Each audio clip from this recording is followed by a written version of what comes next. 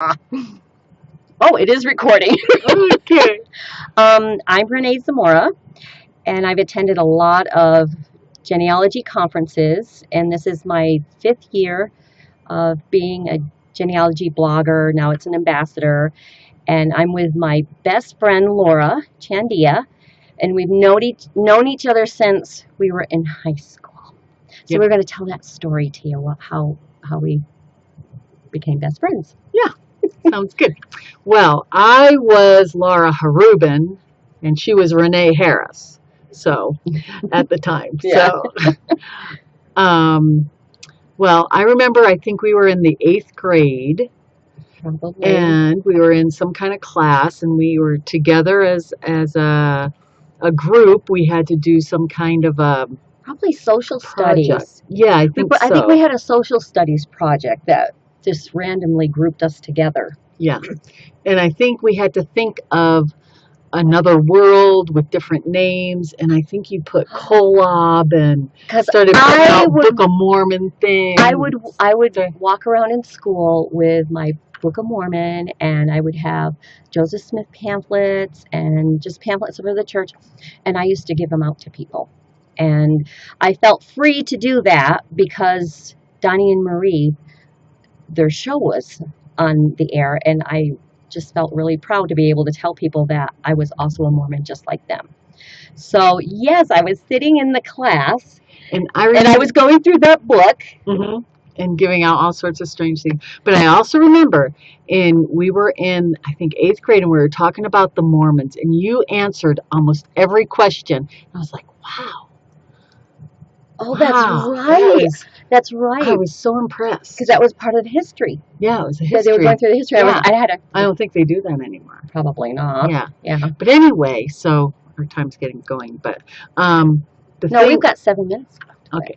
We're fine. So anyway, I was drawn to Renee, and then one day we started communicating in school and becoming more and more friends. And then she invited me to church, and I asked my mother if I could go to church, and she said okay. And Renee said, well, you need a skirt, and I'm like, I don't own a skirt. So how did you get a skirt? Because you did go to church with a skirt. Yeah, I think my mom. I think we were like, she was teaching me how to sew, and I think I finished up the thing that she had started teaching me like a year ago, whatever.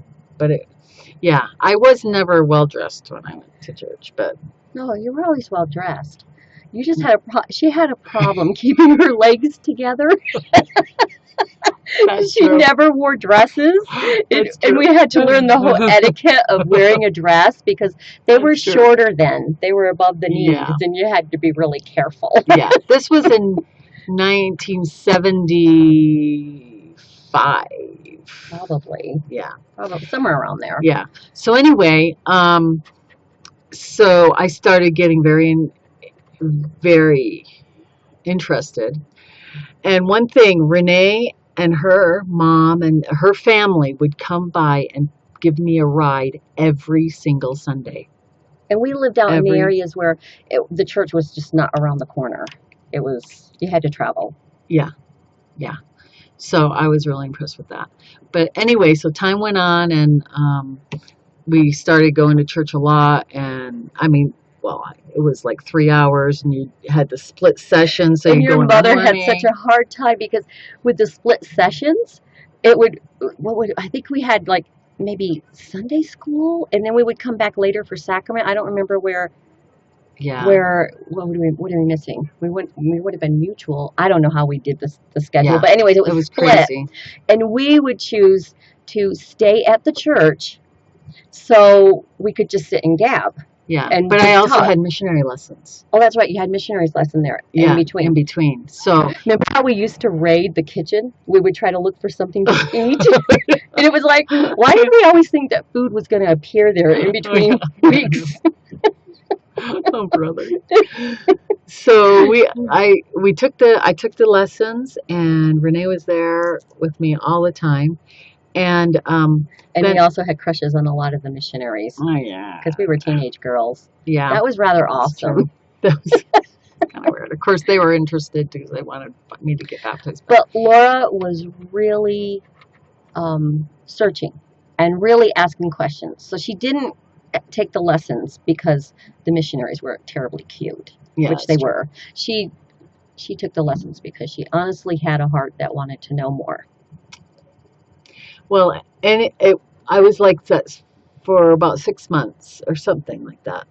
Anyway, then my mother got very upset and she said, I can't go to church because It was so it long. was We were so there long then. and she didn't know what I was getting into. And later on, I heard that she had a lady that she worked with, that her daughter was also trying to investigate the church, and she was of a different faith and was very upset, and so kind of put that on my mom too.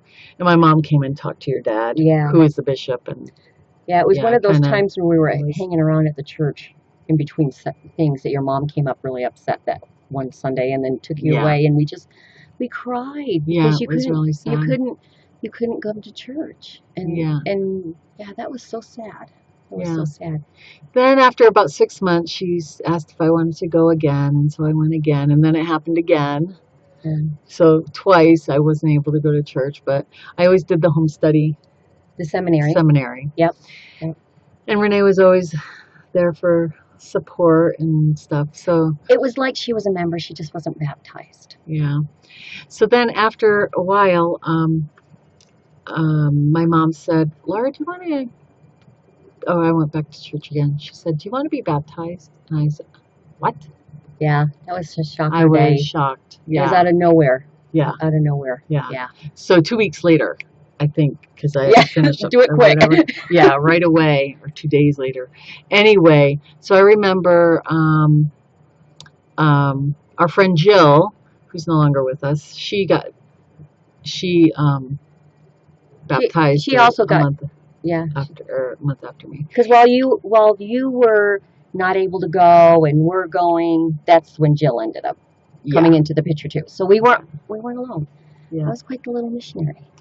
Yep, she was. So November 26, 1977, Your life I got changed that. forever. My life changed forever because of this woman here. And she served a mission.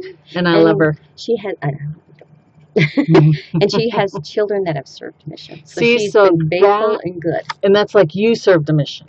Yeah. Too. Because Through that you. was like exponential Yeah. what you did. It's awesome. I know. You have no idea where I know. things can lead. Life changes. Yeah. And here we are. Yes, and we're best friends. Yeah. And we're living in Utah again together because we were in New York. Now we're here. This is great. It's the best. Yep. So anyway, hope you enjoy this little snippet, and talk to you later. Bye. Yeah. Bye.